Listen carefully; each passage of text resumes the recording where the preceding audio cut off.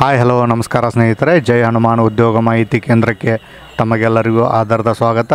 ಬನ್ನಿ ಸ್ನೇಹಿತರೆ, ಇವತ್ತಿನ ವಿಷಯ ಏನಪ್ಪ ಅಂದರೆ ಯುವ ನಿಧಿಗೆ ಈಗಾಗಲೇ ಅರ್ಜಿಗಳ ಪ್ರಾರಂಭ ಆಗಿದೆ ಸ್ನೇಹಿತರೆ. ಈ ಯುವ ನಿಧಿಗೆ ಅರ್ಜಿ ಸಲ್ಲಿಸಲು ಏನೇನು ಅರ್ಹತೆ ಇರಬೇಕು ಮತ್ತು ಅರ್ಜಿಯನ್ನು ಎಲ್ಲಿ ಸಲ್ಲಿಸಬೇಕು ಮತ್ತು ಅರ್ಜಿ ಸಲ್ಲಿಸಲು ಏನೇನು ದಾಖಲಾತಿಗಳು ಬೇಕಂತೇಳಿ ತಿಳಿಸ್ಕೊಡ್ತೀನಿ. ಅದೇ ರೀತಿ ನೀವು ಇನ್ನೂ ಏನಾದರೂ ನಮ್ಮ ಚಾನಲನ್ನು ಸಬ್ಸ್ಕ್ರೈಬ್ ಮಾಡ್ಕೊಂಡಿಲ್ಲಪ್ಪ ಅಂದರೆ ಈಗಲೇ ಸಬ್ಸ್ಕ್ರೈಬ್ ಮಾಡ್ಕೊಳ್ಳಿ. ಯಾಕಂದರೆ ಮುಂದೆ ಬರ್ತಕ್ಕಂಥ ಎಲ್ಲ ಸರ್ಕಾರಿ ಉದ್ಯೋಗಗಳ ಮಾಹಿತಿಯನ್ನು ನಾನು ನಿಮಗೆ ತಿಳಿಸ್ಕೊಡ್ತೀನಿ. ಬನ್ನಿ ಹಾಗಾದರೆ ನೋಡೋಣ. ಮೊದಲನೇದಾಗಿ ಈ ಯೋಜನೆಗೆ ಅರ್ಹತೆ ಮಾನದಂಡಗಳು ಏನೇನು ಇದೆಯಪ್ಪ ಅಂದರೆ ಅರ್ಜಿದಾರನು 2023ನೇ ಸಾಲಿನ ಪದವಿ ಅಥವಾ ಡಿಪ್ಲೊಮಾ ಪದವೀಧರ ಆಗಿರಬೇಕು ಅಂತ ಅಭ್ಯರ್ಥಿಗಳು ಅರ್ಜಿಯನ್ನು ಸಲ್ಲಿಸಲು ಅರ್ಹತೆ ಇರುತ್ತದೆ. ಇದಾದ ನಂತರ ಅರ್ಜಿದಾರರು ಕರ್ನಾಟಕದ ನಿವಾಸಿಯಾಗಿರಬೇಕು ಅಥವಾ ರಾಜ್ಯದಲ್ಲಿ ಕನಿಷ್ಠ 6 ವರ್ಷಗಳ ಕಾಲ ವಿದ್ಯಾಭ್ಯಾಸವನ್ನು ಮಾಡಿರಬೇಕು ಅಂತ ಅಭ್ಯರ್ಥಿಗಳು ಅರ್ಜಿಯನ್ನು ಸಲ್ಲಿಸಲು ಅರ್ಹರಾಗಿರುತ್ತಾರೆ. ಇದಾದ ನಂತರ ಅರ್ಜಿದಾರರು ನಿರುದ್ಯೋಗಿ ಆಗಿರಬೇಕು. ಅರ್ಜಿದಾರನು ಯಾವುದೇ ರೀತಿಯ ಉದ್ಯೋಗವನ್ನು ಮಾಡ್ತಿರಬಾರ್ದು, ನಿರುದ್ಯೋಗಿ ಆಗಿರಬೇಕು ಅಂತ ಅಭ್ಯರ್ಥಿಯು ಅರ್ಜಿಯನ್ನು ಸಲ್ಲಿಸಲು ಅರ್ಹತೆಯನ್ನು ಪಡೆದುಕೊಂಡಿರ್ತಾನೆ.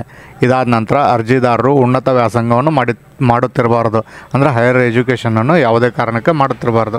ಇನ್ನು ಈ ಯೋಜನೆಗೆ ಅರ್ಜಿ ಸಲ್ಲಿಸುವುದು ಹೇಗೆಂದರೆ, ಮೊದಲನೇದಾಗಿ ಅಭ್ಯರ್ಥಿಯು ಸೇವಾ ಸಿಂಧು ಪೋರ್ಟಲ್ ಮುಖಾಂತರ ಯುವ ನಿಧಿಗೆ ಅರ್ಜಿ ಸಲ್ಲಿಸಬಹುದು. ಅಂದರೆ ಆ ವೆಬ್ಸೈಟ್ ಯಾವುದಪ್ಪ ಅಂದರೆ ಸೇವಾ ಸಿಂಧು service.karnataka.gov ಅಲ್ಲಿ ಅರ್ಜಿಯನ್ನು ಸಲ್ಲಿಸಬಹುದು. ಈ ಯೋಜನೆ ಅಡಿ ಒದಗಿಸಲಾದ ನಿರುದ್ಯೋಗ ಭತ್ಯೆಯನ್ನು ನೇರವಾಗಿ ಅಭ್ಯರ್ಥಿಯ ಬ್ಯಾಂಕ್ ಖಾತೆಗೆ ಜಮಾ ಮಾಡ್ತಾರೆ, DBT ಮುಖಾಂತರ ಜಮಾ ಮಾಡ್ತಾರೆ ಸ್ನೇಹಿತರೆ. ಅದಕ್ಕಾಗಿ ಆಧಾರ್ ಕಾರ್ಡಿಗೆ ಬ್ಯಾಂಕ್ ಖಾತೆ ಲಿಂಕ್ ಆಗಿರಬೇಕು. ಇನ್ನು ಈ ಯುವ ನಿಧಿಗೆ ಯೋಜನೆ ನಿರುದ್ಯೋಗ ಭತ್ಯೆಯನ್ನು ಪಡೆಯಲು ಫಲಾನುಭವಿಯು ಪ್ರತಿ ತಿಂಗಳು ತಮ್ಮ ಉದ್ಯೋಗದ ಸ್ಥಿತಿಯ ಬಗ್ಗೆ ಅಂದರೆ ಸ್ವಯಂ ಘೋಷಣೆಯನ್ನು ಕೊಡಬೇಕಾಗುತ್ತೆ ಸ್ನೇಹಿತರೆ. ಒಂದು ವೇಳೆ ತಪ್ಪು ಕಂಡು ಬಂದಲ್ಲಿ ಅಂಥ ಅಭ್ಯರ್ಥಿಗಳಿಗೆ ದಂಡವನ್ನು ವಿಧಿಸಲಾಗುವುದು. ಇನ್ನು ಯುವ ನಿಧಿಗೆ ಅರ್ಜಿ ಸಲ್ಲಿಸಲು ಏನೇನು ದಾಖಲಾತಿಗಳು ಬೇಕಪ್ಪ ಅಂದ್ರೆ, ಮೊದಲನೇದಾಗಿ ಅವ್ರ ಆಧಾರ್ ಕಾರ್ಡ್ ಬೇಕು.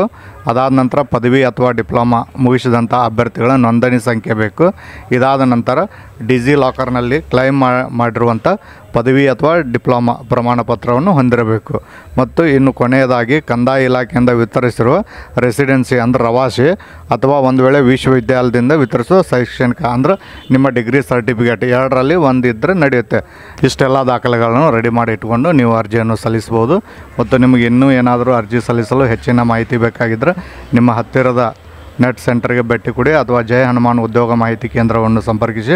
ಅದೇ ರೀತಿ ಇಲ್ಲಿ ತನಕ ವಿಡಿಯೋ ನೋಡಿದಂಥ ಎಲ್ಲರಿಗೂ ಧನ್ಯವಾದಗಳು.